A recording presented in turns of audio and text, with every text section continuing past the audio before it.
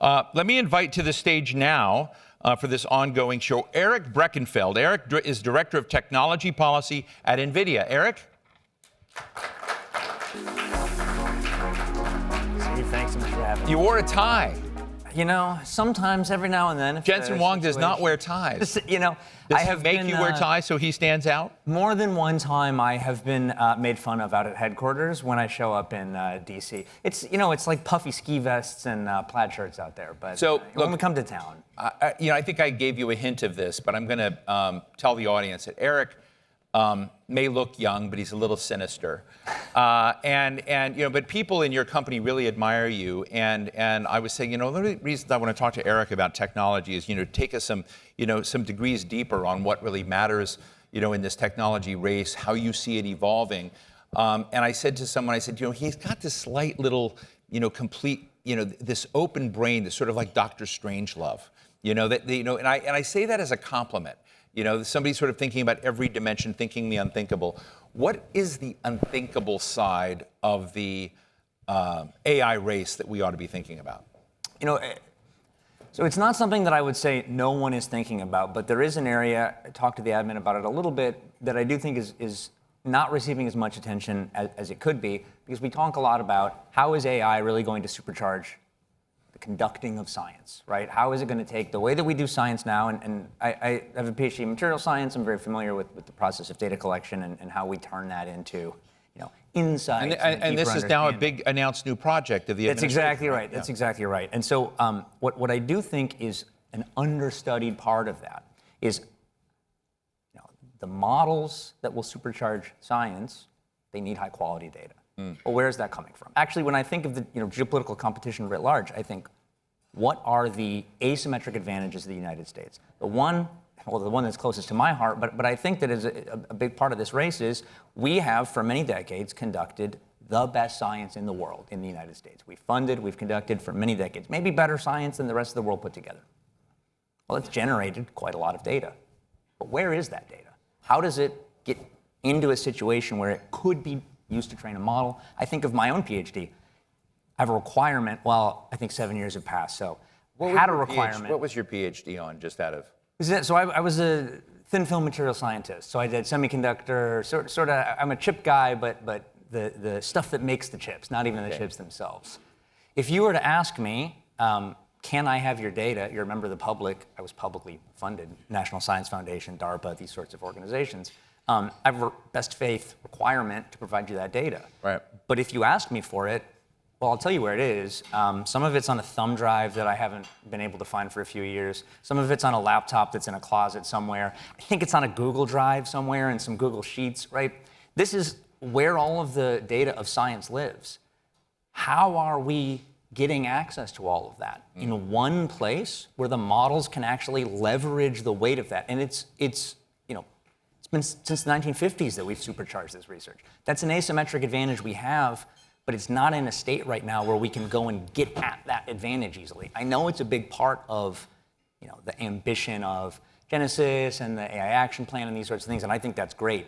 But there is a missing step of how are we going and getting at that, and I think that missing step lies with the policies of a lot of the. We were at dinner last night, and you made an interesting comment. I guess it was off the record, but I'm outing you right now. So. But I mean, you talk about the languages of LLM models, and it was really intriguing, and I hope you would share it with our audience, because I think it's another step. As we think about LLMs, we throw a lot of these around. We're all learning the lingo of AI now, and you added a whole new dimension last night, which sounded even more like the Terminator coming. Well, so large language models are what they sound like. They are models that are proficient in natural language. And they're very large because they use a lot of data that. Natural languages. English or Right. whatever other languages folks in the audience might speak, which is great because we speak natural languages, and when we want to interact with these models, it's convenient. It's the language we're already proficient in. And I can teach a model about lots of concepts that I can describe with language. I can teach it about science because I can describe it with language. I can teach it about the 3D environment because I can describe the 3D environment with language. But that's not the best way to teach something about the data of science, about moving around in a physical 3D environment. You can sort of think of, you can read a book about how to ride a bike. you don't really know how to ride a bike until you train your 3D spatial model. You have a language model, but you also have a 3D spatial model. So we get that. So next step. So, the question of that is data. Where am I getting data of 3D movement in a physical environment so that it can go into robotic systems, manufacturing systems, so that it can make a plant have higher throughput, these sorts of things? Now, for us, that answer is two things. It is, it's real world testing data, real robots, moving around, getting data, bumping into things. And then it's also the simulated environment. So I want to get way more data than the real environment can provide for me. I create a very high fidelity simulated environment. Thankfully, this harkens to NVIDIA's core competency. We are a 3D environment simulation company at our heart because of the video game space. How do I get an enormous amount of data that's pretty good, not as good as real world testing, to train robots? Comes from the simulated space. And so that's a big push. So this thing we call our 3-computer model, but the middle computer of that, we have training and data centers. Data language, teaching data inputs, creating robots, all of this. So you heard a little bit of the earlier conversation on energy, and not to put this all on NVIDIA, there are many other major companies that are part of this, this drive towards AI, this, super capacity. There's a lot of anxiety in America about AI, right? There are a lot of people who feel it will displace them. They worry about control, but I think they also like to be catered to, which AI will help, do. So I'm interested in sort of you look at particularly the energy side of this, the infrastructure side, which we're talking about. And I'd love you to kind of take off your NVIDIA hat for a moment and just say, is your gut that we're getting it right? Or are we in a fragile situation where we may not understand how significant the gaps are? Yeah, I do think that we may not understand how significant the gaps are. What I will say is, here's where I may find reason to be optimistic. If I think about the ways that energy resources get deployed, I think of for the past, 20 years, however long we've really been very seriously trying to do renewable energy and let's call it, generally next generation energy. I've said, what about the costs? I need to make sure, I can't install solar or advanced nuclear or whatever because the cost to the consumer is too high. They'd never pay that. And so it's really hard to stand up innovative technology when I have a highly cost-sensitive customer. I have an opportunity right now where I have a new customer that is not as cost-sensitive, the data center and AI space. It is a great opportunity. I think you saw some of the great comments from the previous guests.